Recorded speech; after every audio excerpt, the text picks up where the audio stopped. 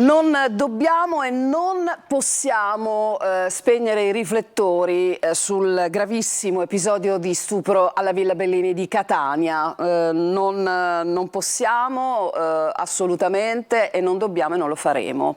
Continueremo naturalmente a parlarne, cercando di comprendere le varie sfaccettature di una vicenda che chiaramente è legata a dei fatti che purtroppo continuiamo a ripetere. Abbiamo raccontato nel tempo lo stupro del Foro Italico, ci siamo ritrovati a raccontare questa vicenda terribile che ha toccato una bambina, perché a 13 anni si è poco più che bambini. Lontani dall'idea di scendere in dettagli, di raccontare particolari, non è quello che conta. Dobbiamo cercare di fare altro, di andare oltre, di sapere in che modo noi possiamo, noi tutti naturalmente, la società civile, andare incontro a questa disperata richiesta di aiuto, a questo disperato bisogno di aiuto. Buon pomeriggio ad Amalia Zampaglione, che è presidente di Sciamma Officine, un'associazione che ieri tra le altre si è ritrovata in sit-in davanti alla prefettura di Catania. Il mondo non solo del femminile, ma il mondo dell'associazionismo, il mondo delle persone, dei ragazzi, dei giovani si sono subito scossi rispetto a questa vicenda, dandosi appuntamento il 3 sera davanti alla Villa Bellini. È una vicenda che ha scosso davvero in modo molto particolare, Amalia. Sì, intanto buon pomeriggio, sì, assolutamente sì, e devo dire che nonostante fossero in corso i festeggiamenti per Sant'Agata, abbiamo avuto la possibilità di vedere una presenza di persone notevole, presenza proprio alla Villa Bellini per cercare di far presente che è una situazione che non deve essere assolutamente considerata eccezionale, perché fino a quando ci ritroveremo ad essere sorpresi di un evento di tale entità non saremo mai in grado di intervenire in modo incisivo, in modo efficace. Allora, con noi c'è anche uno psicologo e psicoterapeuta che è in collegamento, so che tra l'altro è molto legato alla vostra associazione, la dottoressa Bi Barbagallo. Buon pomeriggio, dottore. Buon pomeriggio a voi, bentrovati. Ecco, l'abbiamo invitata perché in questa vicenda dobbiamo sempre ricordarci che c'è una sfaccettatura molto importante, che è quella psicologica, che è un fattore che potrebbe in qualche modo lasciare dei segni permanenti, oppure nel migliore dei casi lasciare delle ferite che si possono cicatrizzare. Questo chiaramente, dottore, è legato a come ciascuno di noi vive appunto i fatti traumatici. Non vogliamo fare di tutta l'erba un fascio, ma cercheremo di capire che cosa può derivare da questa vicenda a una ragazzina di 13 anni e a un ragazzo di 17 che ha subito una violenza anch'egli in maniera assolutamente diversa, no? Assolutamente, avete detto bene. Ricordiamoci anche che proprio nella definizione della violenza appare il termine di delitto, che costringe a subire degli atti che violano la propria volontà, e questo significa anche andare contro la libertà personale. Quindi il trauma, che è questa parolina che è stata già pronunciata, è l'elemento cardine su tutto quello che è il mondo poi psicologico di queste due vittime, ognuna per sfaccettature diverse, ma entrambe collegate a questo unicum, questa violazione della libertà personale, che ha poi degli effetti a breve termine e poi medio-lungo termine. Certo, assolutamente. Allora, noi quest'oggi nel nostro telegiornale ci siamo occupati ancora una volta di questo caso, ricomprendendo peraltro anche la vicenda anche dal punto di vista psicologico. Dottore, quindi la invito ovviamente a seguire ciò che anche una sua collega dirà nel nostro pezzo del telegiornale che ha curato la collega Lorena Dolci. Lo sentiamo. C'è un misto di violenza, crudeltà, sopraffazione dietro ogni stupro, ogni femminicidio, ogni mano alzata su una donna. L'orrore di Villa Bellini, con una ragazzina di soli 13 anni abusata da 7 egiziani, ci fa sprofondare ancora una volta in quella voragine così difficile da sondare. Tutte le volte che una condizione interna in un ambito maschile, in questo caso si tratta di stupri, di violenze, di abusi, arriva all'odio per la propria vita, è al corpo delle donne, che si fa riferimento, perché il corpo delle donne è l'origine della vita. Tra una moltitudine di uomini che odiano le donne, spicca poi la forza e il coraggio di questa coppia di giovanissimi. Il fatto che ci fosse lì il ragazzo a dover vedere tutto quell'orrore e a testimoniare col suo tentativo di fare qualcosa, con il suo dolore, quello che stava succedendo, secondo me mi ha dato anche la forza, nel senso che si sono dati forza a vicenda. E allora la soluzione del problema passa sì da maggiori controlli e sicurezza, ma passa anche e soprattutto dagli uomini, come Luigi in prima fila in questi giorni nei sit-in di solidarietà. Oggi noi uomini dobbiamo prenderci quella che è una responsabilità collettiva, perché gli stupratori hanno purtroppo una sola caratteristica in comune, che è quella di essere uomini. C'è un problema, è un problema culturale ed è un problema radicato nella nostra società. Quando nelle chat vengono mandate le foto delle proprie compagne di classe, quando si utilizza un linguaggio inappropriato, quando si ricerca, tra virgolette, l'uomo perché è la persona importante con cui parlare, si svaluta invece la figura della donna. Ecco, un po' di carne al fuoco, diciamo così. Dottore, allora, ci sono una serie di elementi. Il primo analizzato dalla dottoressa Parsi, che appunto abbiamo avuto il piacere di ascoltare quest'oggi a Buongiorno Sicilia nel nostro telegiornale, fa riferimento a un atto che è in qualche modo manifestazione dell'odio per la propria vita, cioè per chi ha generato, cioè il corpo della donna. Ritiene che questo possa essere un fil rouge, un filo comune? Assolutamente sì.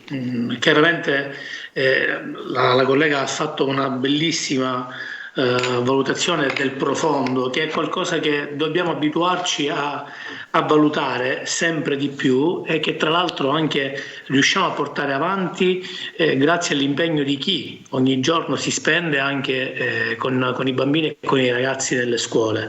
Questo perché il concetto di generatività e di capacità di generare viene sempre meno coinvolto in quelli che sono gli aspetti sia sociali che poi soprattutto quelli emotivi. Ecco, oggi c'è una grande difficoltà ad aderire alla propria intelligenza emotiva nel sentire e poi a riversare questo e a riprogrammarlo in quello che è il rispetto per l'altro, soprattutto da parte degli uomini nei confronti delle donne. Anche proprio oggi abbiamo avuto notizie di nuovi atti di violenza, e questo è proprio un concetto specifico che rimanda anche al dolore e alla sofferenza nel rispetto di quest'ultimo e di ciò che poi è interiorizzato in sé del proprio vissuto.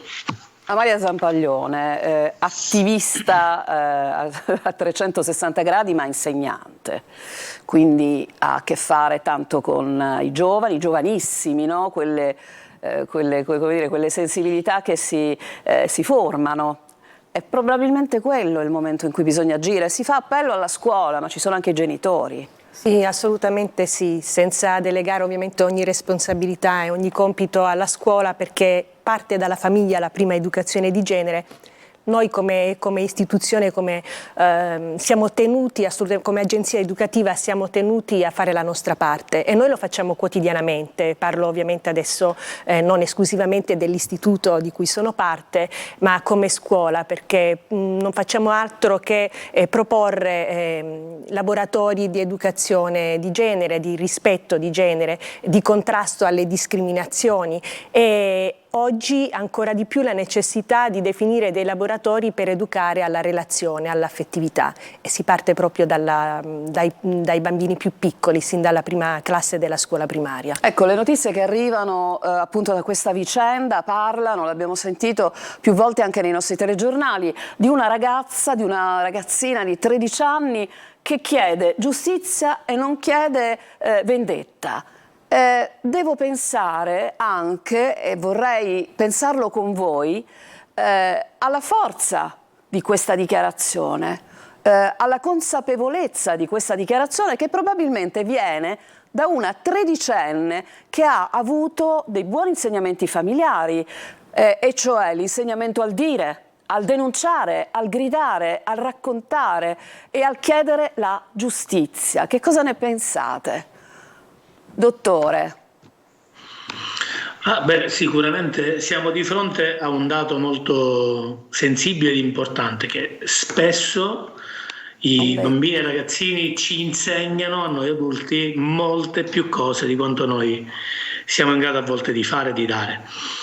Questa è una posizione di questa ragazzina che innanzitutto mostra grande maturità, anche sul piano proprio emotivo, che sta affrontando, nonostante stia vivendo un momento importante anche di disorganizzazione interiore, personale, che ha ben saldi quelli che sono i suoi contenuti emotivi, ha ben saldi i suoi contenuti sociali, i suoi valori, e che quindi sceglie di motivare quella che poi è anche l'aspetto sociale, perché ricordiamoci che questa violenza è stata anche una violenza per tutti, quindi avere un rappresentante e avere questo rappresentante nella figura di questa ragazzina ci sta insegnando tantissimo a noi adulti, ci sta insegnando a non odiare, ci sta insegnando a comprendere cosa poter fare per eliminare questo fenomeno, per ridurlo. Mi permetta, dottore, anche del dire, adesso questo è stato un fatto eclatante per il quale chiaramente ci sono state delle persone che hanno avvertito, c'è stata una richiesta d'aiuto, no? Però quante situazioni sono sommerse, cioè quante situazioni magari gravi sono accadute e non vengono dette perché c'è sempre quel velo anche di vergogna.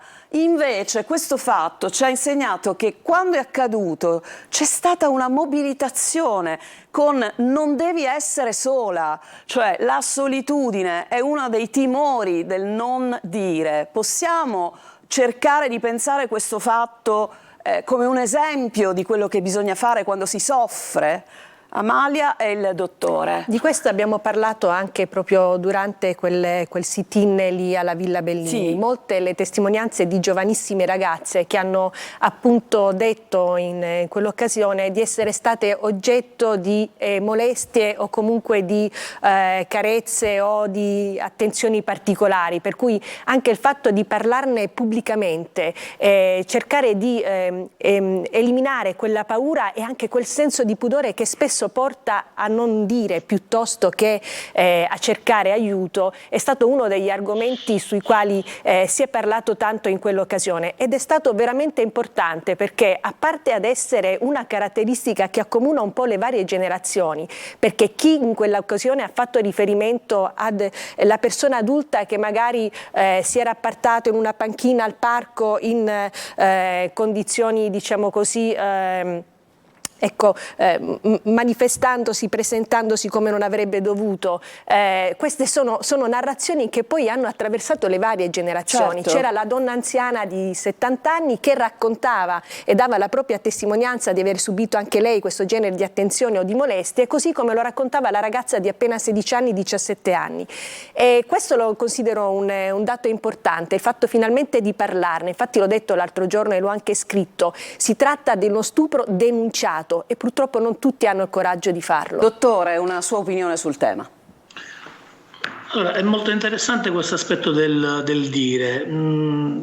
Faccio una premessa che è quella che mi raccontano spesso i ragazzini. Molti di questi atti vengono recepiti dai ragazzini più piccolini anche con tanto senso di colpa. Spesso loro ci raccontano agli adulti che la motivazione per il quale subiscono questi atti, questi atteggiamenti, questi comportamenti che sono di per sé prevaricanti e violenti, sia dovuto al fatto che esse stesse abbiano messo in condizione gli altri di provocarli. E questa è una storia abbastanza vecchia ma tuttora in voga. E allora lì la capacità di dire è importante, perché ci mette in luce un aspetto fondamentale: differenziare se sei sola o se ti senti sola. Spesso ci si sente soli, allora noi siamo lì a rinforzare, a dire sempre: potete parlare, scegliete un adulto con cui parlare, che sia un adulto della scuola, di qualunque entità, che sia un adulto di cui ci si fidi, magari non è un familiare. Però costruire un rapporto sano con un adulto, una figura di riferimento, ci aiuta a evitare di sentirci soli. Allora, e quando Sì, vada, completi, dottore, completi. È proprio quando ci si sente soli che allora si subisce anche poi l'abbandono successivo e quel trauma diventa importante.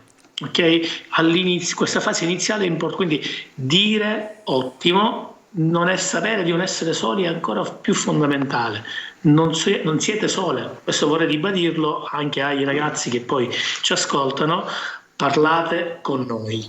Ecco, io però vorrei dire un però, che è verissima questa cosa e che spesso è la società che ci circonda che contribuisce a innescare il timore di parlare per il timore di essere giudicato, di essere stato nel luogo sbagliato, al momento sbagliato, nel posto sbagliato, all'orario sbagliato.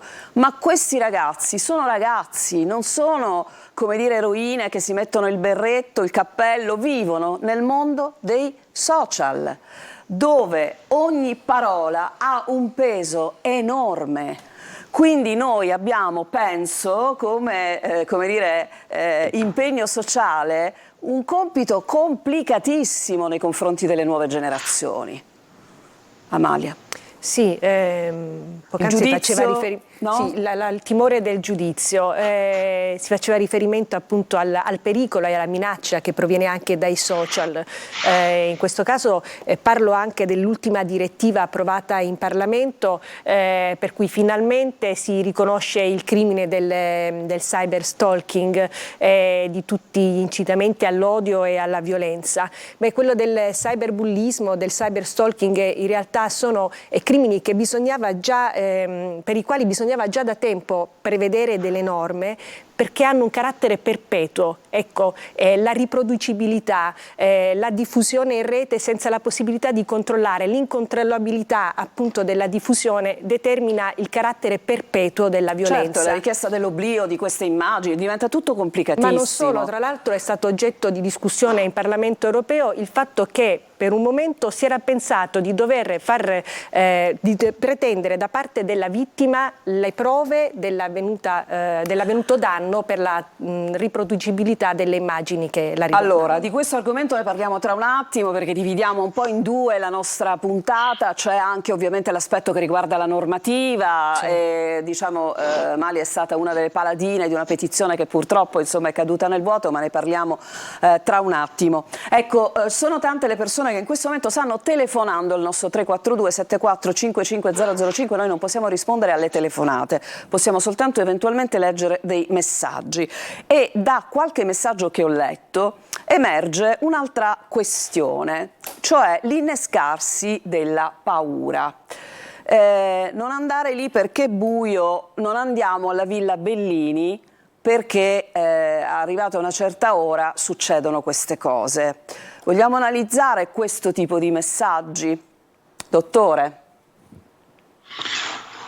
Dunque, certo la paura è una di quelle emozioni che la fa da padrone. È anche vero che non dobbiamo aver timore di questa emozione, perché è un'emozione che nasce per una motivazione molto specifica nell'essere umano, che è quella deputata alla sopravvivenza. Si ha paura di qualcosa che possa ledere la mia sopravvivenza, e questi fatti innescano proprio ritornano a pescare quello che è il concetto di libertà. Ho paura perché la mia libertà è violata, e questo mi permette anche a volte di non metterlo in discussione, ritornando al tema di prima, no? Quindi questo collegamento unico che fa innescare anche, ed è ormai risaputo, noi che lavoriamo nelle scuole lo viviamo, più che un atteggiamento di paura, un atteggiamento di angoscia continua, perenne, che diventa un timore talmente grande da sviluppare tutta quella serie di fenomeni che hanno a che fare poi con le ansie, con le angosce, con l'evitamento, cioè evitiamo di andare in quei luoghi, evitiamo di vivere quei luoghi perché non sicuri per la nostra espressione, la nostra libertà. Di fatto oggi il fenomeno dell'ansia è aumentato, lo vediamo nelle scuole, tra il 3 e il 15% del sesso femminile troviamo disturbi o comunque collegamenti con l'ansia, quindi c'è qualcosa che dal punto di vista sociale dobbiamo impegnarci a rivedere, a riorganizzare, non tanto per rendere sicuri alcuni luoghi, soprattutto luoghi come la Villa Bellini, che sono luoghi costruiti per essere socialmente sviluppati, ma dobbiamo metterci nelle condizioni di ridurre queste angosce, soprattutto nei ragazzi, per far sì che anche loro stessi possano riappropriarsi dei luoghi e degli ambienti. Quindi è un lavoro sociale, congiunto, tra scuola, servizi, amministrazioni e tutti noi che facciamo parte della comunità. Amalia, come possiamo sentirci più sicuri? Mi permetto di aggiungere un'osservazione a quello che ha detto il dottore Barbagallo, perché noi che viviamo quotidianamente la scuola ce ne rendiamo conto, si è anche abbassata l'età solitamente in cui si avvertono questi stati d'ansia. Prima si ritrovava magari in soggetti più verso l'adolescenza, adesso lo ritroviamo proprio in bambini in tenerissima età, e questo la dice lunga su quello che ovviamente è la società attuale e tutte le minacce che provengono dalla nostra collettività. Allora, noi ci dobbiamo fermare, c'è una pausa pubblicitaria, torniamo tra poco per continuare a parlare.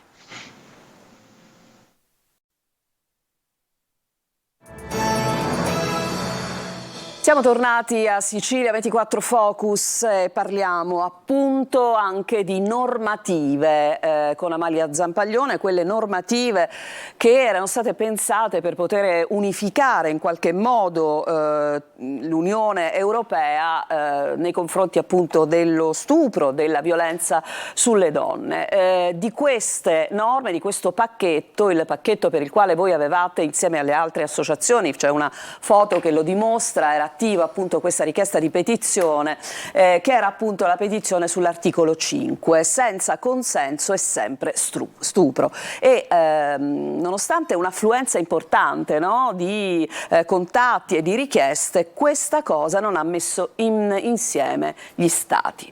Perché? No. Purtroppo no, ce lo domandiamo già da alcuni giorni, quello che si pensava sarebbe accaduto il 6 febbraio è accaduto di fatto, quindi non è stata approvata quella parte della direttiva che prevedeva il riconoscimento dello stupro come un atto sessuale subito dalla donna senza l'esplicito appunto consenso da parte della donna, e aver eliminato questa definizione significa pure privarla di una sanzione necessaria ed efficace. Ogni Stato ha ritenuto di dover agire in autonomia per quanto riguarda questo carattere e non di rendere invece europea la norma e la sanzione da prevedere. In primis la Francia, seguita dalla Germania, dall'Ungheria e dalla Polonia. Sono stati gli Stati che hanno detto no all'inserimento di questa definizione. Questo però determina, secondo noi, una minore efficacia da un punto di vista di forza normativa, perché ovviamente davanti all'unità dell'Europa avremmo potuto garantire quella salvaguardia o una maggiore tutela appunto dei diritti della donna e salvaguardare la salute e l'incolumità delle donne stesse. Questo non è avvenuto, anzi si ritiene che al momento sia necessario inserire esclusivamente quella normativa riferita al cyberstalking, all'incitazione all'odio e alla violenza. Non sono state incluse le norme relative alle molestie sessuali sul posto di lavoro, sono scomparse, anche sono lì state c'è depennate. stata una battaglia tra gli stati. Sì. L'Italia come si è posta? No, l'Italia, noi abbiamo avuto una relatrice italiana appunto promotrice della direttiva, quindi noi per una volta eravamo dalla parte giusta, dalla parte buona.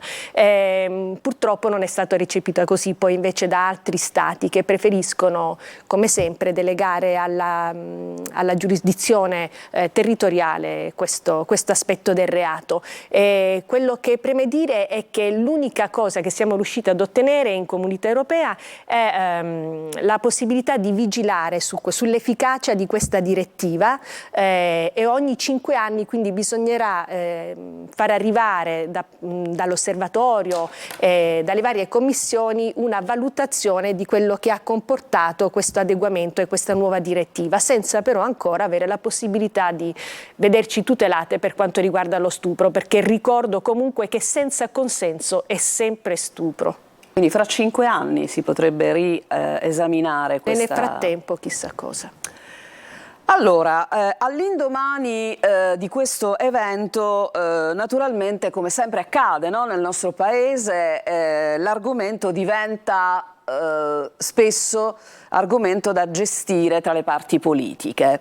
E dunque lo stupro ad opera di questi egiziani chiaramente ha scatenato una parte politica che ha cominciato a parlare di fenomeno migratorio, di castrazione chimica necessaria, laddove invece un'altra parte politica, assolutamente quasi ignorato per certi versi la nazionalità di questo gruppo di violentatori.